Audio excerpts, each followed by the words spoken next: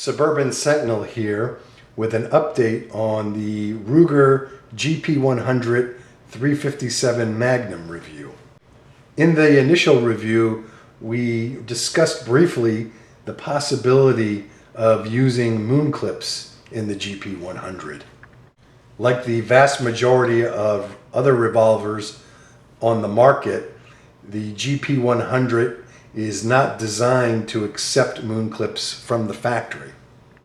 In order to utilize moon clips, the face of the cylinder has to be relieved or machined out to make room for the thin piece of steel that holds the rounds of ammunition together. Presumably, using a moon clip makes for much faster reloads when compared with a speed loader, a speed strip, or loading rounds one at a time. Now, I have been in communication with numerous other GP100 owners, and as it turns out, making the moon clip compatibility modification is quite common. It appears that the most common reason for using moon clips is for competition shooting. However, there's some folks out there using the moon clips for self-defense as well. All indications are that making the moon clip compatibility modification has no impact on the performance, reliability, or durability of the GP100, so long as the modification is done by a reputable shop. Also note that making the moon clip modification does not prevent you from using the more conventional methods of loading the gun, such as the use of speed loaders, speed strips, or of course one at a time by hand.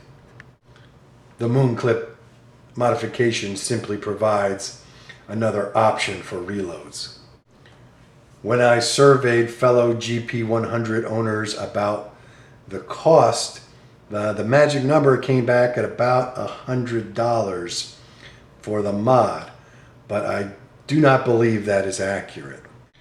It is true that the average cost to machine out the cylinder on the GP100 does run about $100 or so.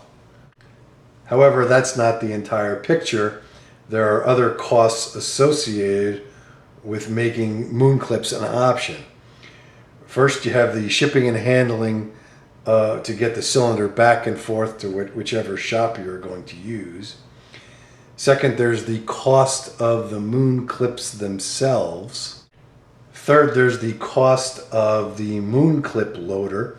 Of course, you can load moon clips by hand, but it is somewhat inconvenient and tends to lead to damage to the moon clips.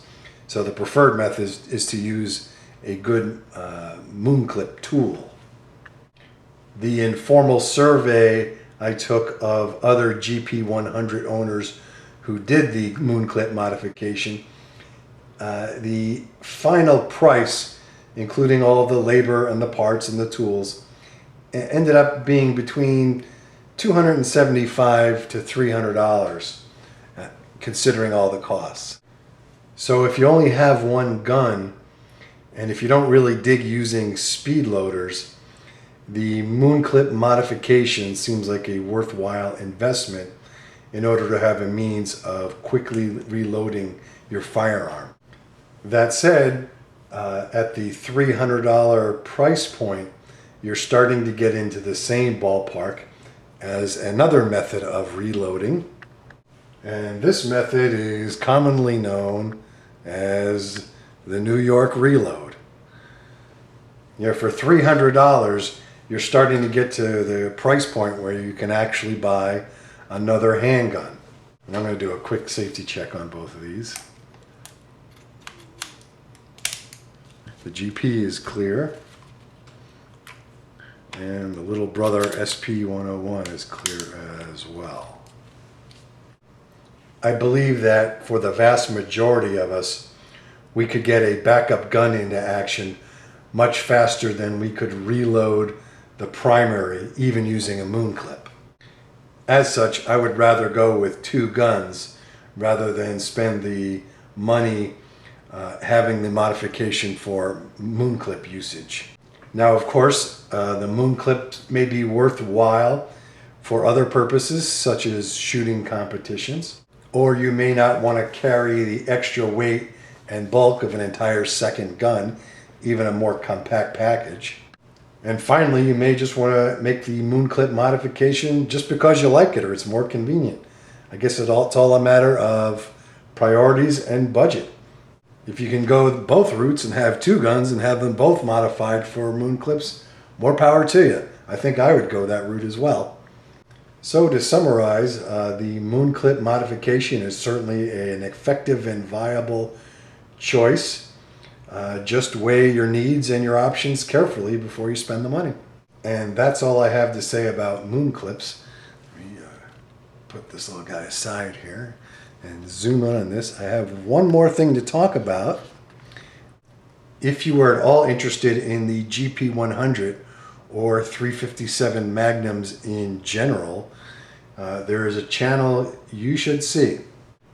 Within the last week or so, YouTuber TN Outdoors 9, again TN Outdoors 9, and I'll post the link to his channel, assuming I could figure out how to do that, has done both a review on the GP100 and a very thorough ballistics test on Hornady critical defense ammunition in 357 Magnum. The gun here on the screen is the GP100 with the 4-inch barrel, and TN Outdoors has the 3-inch barrel, which looks like a magnificent gun as well. So I encourage you to see that review to this close cousin to the 4-inch GP100. And he did a great job on the ballistics testing of the Hornady 357 critical defense ammo. So I encourage you to check out those videos and the other great videos he's made on a variety of shooting related topics. So that is the latest update on the existing 3-part review of the GP100.